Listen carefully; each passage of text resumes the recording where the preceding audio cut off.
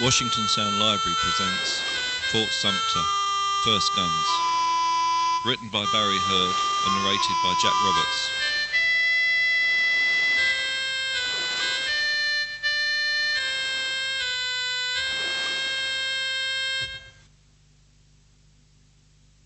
The inevitable war between the northern and southern states of America began in April 1861 over the federal occupation of the unfinished Fort Sumter, a substantial five-sided brick building of 3 tiers, situated on a man-made island near the entrance to Charleston Harbor, South Carolina. Sumter was designed to mount 146 guns, which required a garrison of 650 men to manage efficiently. At the time of the Confederate bombardment, Major Anderson, in command of the fort, had only 99 officers and enlisted men, plus 44 civilian employees. Of the fort's armament, only 66 of the guns were mounted. When the Confederate guns surrounding Fort Sumter opened fire on the small federal garrison, 7 states of the Deep South had already seceded from the Union, forming the new independent nation called the Confederate States of America. These states were South Carolina, Mississippi, Florida, Alabama, Georgia, Louisiana, and Texas. As each of these states seceded, most of the forts, arsenals, and other federal property situated in their jurisdiction had changed hands without much of a problem, their own militia replacing the small federal detachments that had been guarding them. Throughout the South, the stars and stripes had been hauled down to be replaced by the individual flags of the states. However, above Fort Sumter the national flag remained flying, becoming a major thorn in the Confederate side, as the fort was in the middle of one of their most important harbors and was in a position to close it at any time. Major Robert Anderson was in command of the federal garrison in Charleston at the time of South Carolina's secession in December 1860, South Carolina being the first southern state to leave the Union. He and his 73 officers and men were then garrisoned in the old Fort Moultrie, which lay to the north of the harbor mouth looking seaward. Moultrie was an old Revolutionary fort, built only to protect the harbor from a naval attack. Consequently, all its guns faced out to sea. At the time of its construction, of course, nobody had ever expected the men guarding it would be threatened by their own countrymen. Anderson had arrived in Charleston on the 21st November 1860 and immediately set his small garrison to work in an effort to make Moultrie more defensible from any possible secessionist assault from the land. Heavy gates were put up at the entrance to prevent a surprise attack.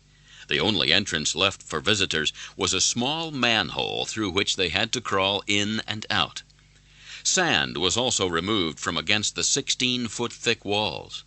It had piled up so high over the years that it nearly reached the top, sloping so gently away that grazing cows often used to amble up it and cross into the fort, bothering the troops on the ramparts.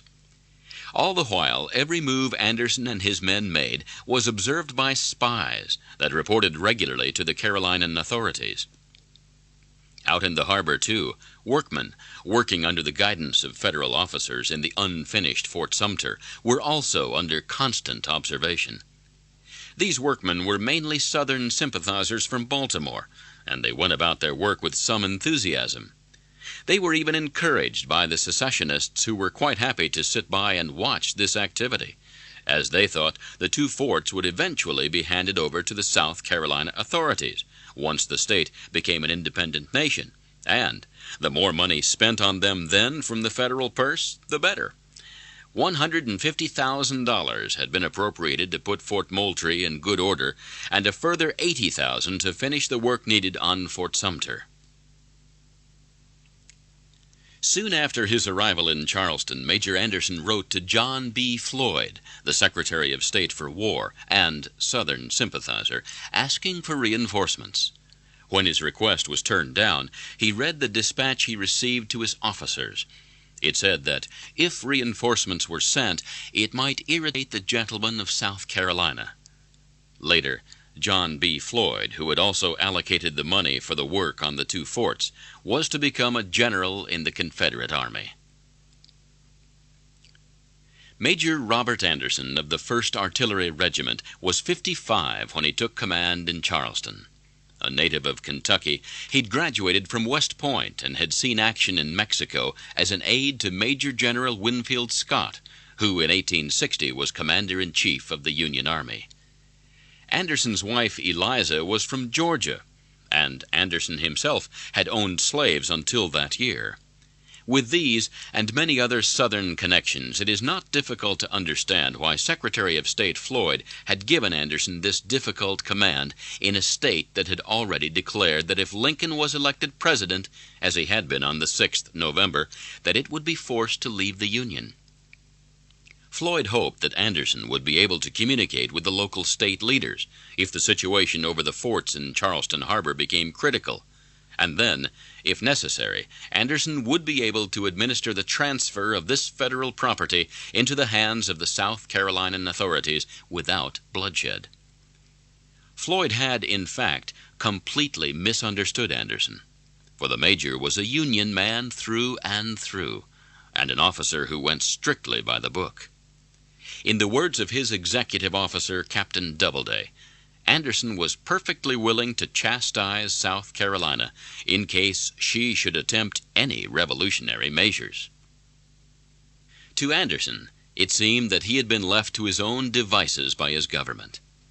Desperate to equip his men with more arms, ammunition, and other necessary equipment, he selected Captain Truman Seymour to lead a squad of men to the federal arsenal, which occupied 4 acres of land in Charleston on the other side of the harbor. Here all the supplies he needed to reinforce Moultrie were stored, including some 22,000 stands of arms and ammunition, plus vast quantities of other military supplies, including heavy ordnance. The arsenal was only guarded by an officer and 14 men, and was continually under the observation of the militia by order of the Charleston authorities, who Anderson thought might take it over at any time. Despite knowing that a large crowd had prevented his predecessor from carrying out a similar action a few weeks earlier, a failure which lost him his command, Anderson thought the risk of trying it again was worthwhile. Unfortunately, Captain Seymour's attempt also met with the same fate, returning with his men to Moultrie after being pelted with stones as they tried to disembark from their boats at Charleston. After this attempt to reinforce Moultrie had failed, Anderson took Captain Abner Doubleday, his executive officer, to one side, and they walked the battery wall while discussing their position. They were both aware that Fort Moultrie could not be defended from a land attack, as its landward walls were overlooked by the houses that surrounded it. Rumor had it that 2,000 riflemen had already been selected to take up position in these buildings whenever they might be required to do so by the state's authorities. From these advantageous positions, they would be able to fire straight down into the fort, making it untenable. Doubleday suggested that they should blow up or set fire to these houses, but Anderson declined, not wishing to take such an inflammatory step. As they walked, their attention was caught by the silhouettes of men crouching in the sand dunes outside. It was one of the bands of secessionists. They patrolled the fort day and night. Anderson knew his men were becoming extremely worn out with guard duty watching these patrols, as well as carrying out their new orders to strengthen the fort as much as possible against any sudden attack. So much so that he let the officers' wives relieve them from time to time, so that some of the men could get some well-deserved sleep. In December, Anderson received a message from the War Department which he read to his officers. It said, in principle, that if he was attacked, he must defend himself as best he could. Meanwhile, it was pointed out again, the increase of the force under your command, however much to be desired, would, the Secretary thinks, but add to that excitement and lead to serious results. As the days passed, the officers and men at Fort Moultrie felt alone and deserted by the United States. They also believed that if an attack came, few of them, if any, would survive. Anderson sent a message to the War Department saying that he felt his orders were inadequate. He also reminded them that Fort Sumter remained unguarded, except for the workmen sent down from Baltimore to finish it, and most of these were in sympathy with the secessionists. He wrote, "The fort could be taken by a small boatload of militia whenever the South Carolina authorities desired. If this happened, they would have perfect control of the harbor, and with Sumter's guns trained on Moultrie, his men could be driven out with great ease." In Washington, President Buchanan's administration was coming to an end, and Abraham Lincoln was waiting in the wings to take over. In the meantime, it was Buchanan's government's policy that they wished to do nothing that would initiate a collision between the United States and the state of South Carolina. In other words, they had no policy at all. It was Buchanan's intention to leave the whole mess he had brushed neatly under the carpet for Lincoln and his administration to clear up. "Let him worry about it," he was reputed to have said. Secretary of State for War Floyd, in following this policy, did little to help Anderson, and he had no intention of committing to paper something that might later be misinterpreted. Instead, he sent Major Don Carlos Buell down to Charleston with some verbal instructions for Anderson. He was also to evaluate for himself what the situation was like so he could report back to Floyd. Buell was warmly welcomed by Anderson on his arrival, and after a brief inspection soon recognized the untenable position of the garrison. Buell was an honest and conscientious soldier, not a politician. So, without considering the political consequences of his actions, he set down on paper his interpretation of the verbal instructions given to him by Floyd. He gave the paper to Anderson.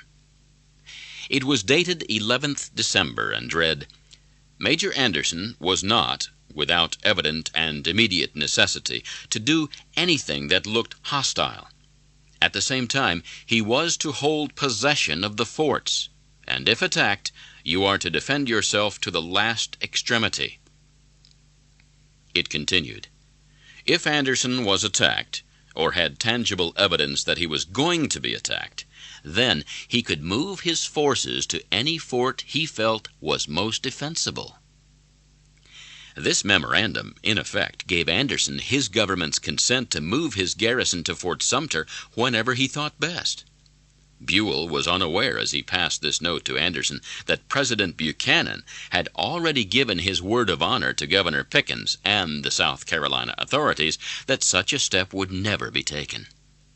Without it being his intention, Buell had, in fact, given Anderson the ammunition that would start the Civil War in a few months' time. Floyd, of course, had not meant anything like that to happen when he sent Buell to Charleston. He had intended his visit to merely smooth things over with Anderson for the time being until Lincoln took over the presidency.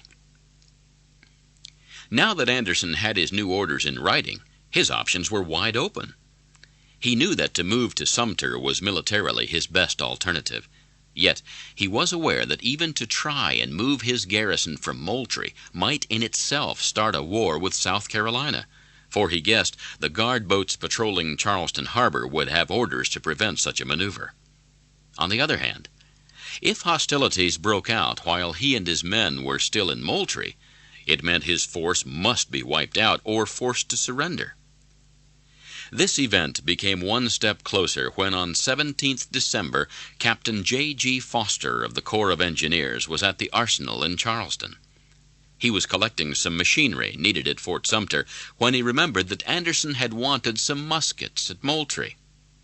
He knew, of course, that a few weeks earlier Captain Seymour's attempt to collect arms from the arsenal was prevented by an angry crowd, but on this day there was hardly anybody about. So Foster took the opportunity to ship the guns and ammunition that Anderson needed over to the fort. As nothing in Charleston remained a secret for long, a telegram was soon on its way to Washington from Governor Pickens' office demanding that, if these arms were not immediately returned, a collision may occur at any moment. Secretary Floyd was on his sickbed when this telegram arrived. He had a lot to worry about, for he knew he was about to be exposed in a scandal involving hundreds of thousands of dollars belonging to the Indian Trust Fund. Therefore, he had little time to worry about the crisis that was now looming over a few muskets in South Carolina. Forcing himself out of bed, he made his way to his office, where he sent a telegram to Anderson ordering him to return the muskets, followed by one to Governor Pickens saying that he had done so. He then returned to his bed. Floyd's career was soon to come to an end, and his departure from office was no great loss to American politics. Governor Pickens was glad to receive Floyd's telegram and boasted to his aides that the Buchanan administration was dancing to his tune. But he was worried about Fort Sumter. He was not quite ready to occupy it himself with his own militia. The time was still not quite right. Yet he didn't want Anderson to suddenly take it upon himself to seize it either. He decided to send an agent to Washington to remind Buchanan that he had given him his word that Sumter would not be taken over by federal troops. Pickens knew only too well what would happen if Anderson moved to Sumter, and he wanted to make sure it didn't happen. He sent for Captain Simonton, who, with his men, were at that moment guarding the federal arsenal in Charleston. Pickens removed Simonton from this duty and told him to board a steamer with picked men from the Washington Light Infantry. This guard boat was to patrol the harbor, preventing any boat carrying soldiers from Fort Moultrie reaching Sumter at all costs. If you discover such an attempt, and they refuse to return at once to Moultrie, he was told, you are to sink their ship immediately and occupy Sumter yourself. It was said by those in Charleston, aware of Simonton's orders, that the fate of South Carolina, and whether the secession of this state is peaceful or not, rests in the hands of two obscure officers, Major Anderson of the United States Army's 1st Artillery Regiment and Captain Simonton of the Washington Light Infantry. Should their actions collide, they could start a war without reference to higher authority. On the 20th December 1860, the South Carolina legislature adopted the Ordinance of Secession. The motion was carried 169 to 0. South Carolina was now an independent nation. Guns fired and bells rang in celebration. Everybody was in the mood to rejoice. Soldiers paraded up and down the streets while young girls danced in and out of their ranks. People sang loudly as they drank the night away. Every time a cannon fired, the crowds cheered. Everyone seemed to have a reason to be happy. Only the federal soldiers guarding Moultrie and the other United States government establishments in this new nation of South Carolina had sullen faces, for none of them felt any good would come from the events of this day. Major Anderson was a man that liked things to be clear and concise. He had suffered under the burden of the great responsibility that had been placed on him over these past weeks, and he'd been given no clear instructions from Washington as to what action he should take upon South Carolina's secession. So, he decided that secession from the Union alone must constitute tangible evidence of a design to proceed to a hostile act. To Anderson, this was clear enough. He would move his garrison to Sumter on the first opportunity that presented itself. The most obvious time was on the night of the 26th December, when he hoped not many of the locals, if any, would want to guard Fort Moultrie, having better things to do than watch the Yankees. As questions were asked by the ever-present watchers about even the smallest deviation from the normal routine made by the garrison, Anderson had to plan his evacuation carefully. Also, he had to consider the wives and children of the men. Once the garrison left the fort, they would lose their quarters. So he ordered the quartermaster, who was sworn to silence, to charter barges and schooners so that the families could be taken across to Fort Johnson on the south side of the harbor. Johnson was an old fort no longer in operation, but it still had living quarters, although they were in bad repair. The rest of the garrison were to be evacuated to Sumter in the rowing boats that were normally used to transport the builders back and forth to the fort. On the 26th December, Anderson ordered that as many of the boats as possible were to be pulled up onto the beach near to Moultrie, while the remainder were to be hidden under the seawall in the little town of Moultrieville. That evening, Anderson called an officers' meeting to finally confide in them his decision to move the garrison. He gave them only 20 minutes to muster their men, pack their belongings, and see their families off safely to Fort Johnson. His excuse for such secrecy was that the slightest abnormality in any one of his officers' behavior might well have given the game away. Anderson had picked his time well. At sunset, the people of Moultrieville normally had an hour's siesta. Today, being just after Christmas, the bands of secessionists that normally patrolled around the fort were not to be seen, and the small town seemed deserted. The men that had been assembled so hastily by their officers waited by the gate, ready to leave Moultrie for the last time. Once outside, they had a quarter of a mile to march to where the boats had been hidden. As they waited for the order to move out, their nerves were at the breaking point, for they knew that if they were spotted by the Charleston militia, they would probably open fire on them without warning. Major Anderson gave the rear guard, consisting of the surgeon, 4 non-commissioned officers, and 7 privates, their final orders, then took one last look around himself before he finally ordered the heavy gates opened, and he carefully walked outside to reconnoiter the road. On seeing it clear, he ordered that the garrison should move out. The men marched cautiously down the road towards the pier where the boats were waiting. At every step, Captain Doubleday expected to be challenged by secessionists, or to hear the report of a musket. He saw danger in every shadow and doorway. Doubleday could tell the men were trying to march as quietly as possible, but they still sounded like soldiers on the move, their canteens clanking, their leather belts creaking, and the sound of their boots on the cobblestones was as distinctive as a train whistle to a blind man as they made their way towards the seawall. On his arrival at the pier, Captain Doubleday and his men were hurriedly shown to their boats. Embarking quickly, they started to row towards Sumter. It was by then getting dark, and the soldiers, not used to such labors, were making hard work of it with the oars, so progress was slow. From Moultrieville to Sumter was just over a mile. About halfway across, Doubleday's heart started to beat faster when he saw the light of a secession guard boat. It was still some way off across the water, but it was coming straight for them. Doubleday ordered his men to take off their coats as they looked too much like soldiers. These they were told to lay over their muskets and the other equipment they had brought with them. He wanted the men on the gunboat to think they were just a boatload of laborers going back to the fort. The guard boat drew closer, too close for Doubleday's liking, and his hand slipped to the handle of his Navy Colt revolver. At about 100 yards distance, the steamer's paddles started to slow until they stopped completely, and the boat drifted on the tide as the officers on board inspected them with spy glasses. Doubleday had folded open his own coat so the brass buttons could not be seen. With his hand still resting on his revolver, he ordered in a whisper, "Keep rowing, boys, and don't look at them. Just keep rowing."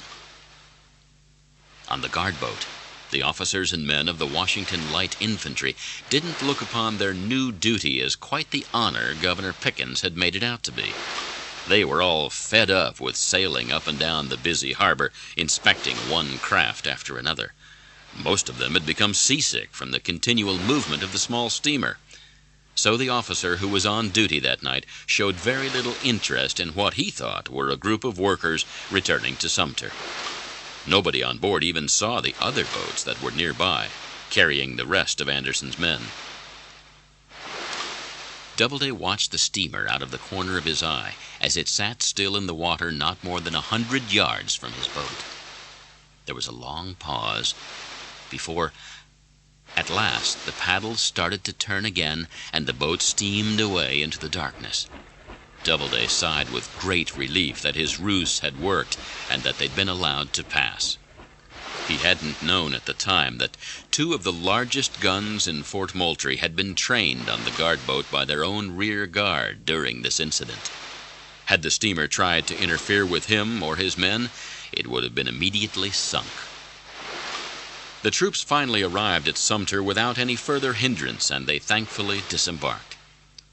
Captain Doubleday was first to arrive. He wrote, "We went up the steps of the wharf in the face of an excited band of secession workmen, some of whom were armed with pistols. 1 or 2 Union men among them cheered, but some of the others said angrily, 'What are these soldiers doing here? What is the meaning of this?' Ordering my men to charge bayonets, we drove the workmen into the center of the fort.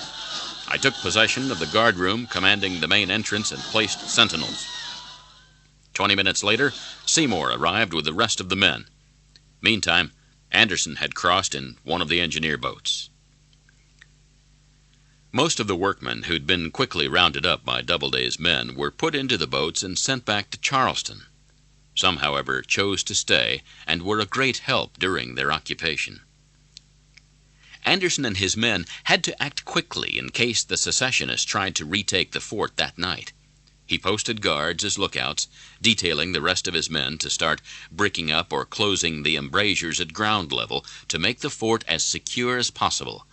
While all this was taking place, he ordered that 2 guns should be fired to notify the rear guard at Fort Moultrie that the garrison had arrived safely and that they could spike the guns, burn the gun carriages, and as quickly as possible come over to join the others in Sumter. It was also a signal for the wives of the soldiers that were to join them in the fort to make their way across from Fort Johnson. Not long after the echo of these signal guns had finished reverberating around the harbor, Anderson and Doubleday, who were both standing on the parapet, watched a rocket soar into the air, fired from one of the lookout stations around Charleston Harbor. Seconds later, the patrol boat set off her siren, followed by others.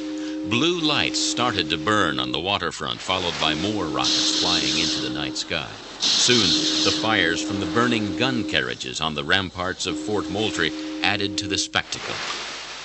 Anderson was relieved. His plan had been successful. He had moved his garrison to Sumter without loss of life or injury. The state authorities had been completely fooled by his timing. Now, it was his turn to wait for the consequences of his actions. Would he be attacked straight away, the next day, or would negotiations continue? Anderson and his men waited out the night, strengthening the fort as much as possible at ground level. It was a long and tiring job. Sumter had been designed for a garrison of 650. Anderson had only 10% of that number, so they all had plenty to do as the hours ticked by without further incident. As dawn broke, still no attack came. Anderson, satisfied that everything that could be done in such a short time had been done, went below and wrote a long letter to his wife, explaining what had happened, after which he penned a much more formal account of his actions to be sent to Adjutant General Samuel Cooper in Washington. When news of Major Anderson's transfer to Fort Sumter reached Washington, it caused great consternation. The first reaction was that Anderson must have become unbalanced or insane and had acted without orders. Secretary of State for War John B. Floyd confirmed this to William H. Trescott of South Carolina, who since his state's secession remained in Washington as one of her agents. Floyd went so far as to pledge his life that Anderson had moved without orders. Disbelieving Floyd's assurances, Trescott hurried to the Capitol building, where he found 2 of the most respected Southern leaders, Jefferson Davis and R.M.T. Hunter. He took them both to one side and broke the news to them. After a brief conversation, the 3 men made their way to the White House and were shortly in conference with President Buchanan. "Mr. President," Davis opened the conversation bluntly, "have you received any intelligence from Charleston in the last few hours?" "No, I've received no communication from Charleston as recently as that, sir," Buchanan replied. "Then I have a great calamity to announce to you. Major Anderson has moved his garrison from Fort Moultrie to Fort Sumter. A rear guard left in Moultrie destroyed all the stores and ammunition they could not carry with them. The guns were spiked, and the carriages were burnt, and as a departing gesture the flagstaff was chopped down. And now, Mr. President, you are surrounded by blood and dishonor on all sides." Buchanan got up from his seat and walked to the mantelpiece. He took a cigar from his breast pocket, but he broke it in his anger before he had a chance to light it. He sat down again in one of the fireside chairs. "My God, our calamity is never to come singly. I call God to witness, you gentlemen better than anybody know, that this is not only without but against my order. It is against my policy." "Then, Mr. President," Davis said forcefully, "you must do something to rectify the error, and do something quickly, before there is a collision that cannot be backed away from." "Before I can do anything, gentlemen, I must consult with my cabinet." "Yes, sir. But I say again, Mr. President," threatened Davis, "haste in this matter is of great importance. Only a statement from you, saying that the garrison will be removed, will once more establish the status quo, and peace would be assured." President Buchanan paced the floor of his office. He had given his word to that puffed-up fool, Governor Pickens, that troops would not occupy Sumter. Now Anderson had done just that, and without orders as far as Buchanan could see. A war could soon start between the United States and South Carolina by Anderson just staying that fort with his garrison. His action might also cause the other Cotton states to vote for secession. It was soon, however, brought to the attention of the harassed president that Major Buell, following Secretary for State Floyd's orders, had taken verbal instructions to Anderson only 2 weeks before. On reading the memorandum Buell had left on file after his return from Charleston, it was clear to all that Anderson had not violated his orders. He had acted under the discretionary powers that had been given to him, albeit by Buell's mistake.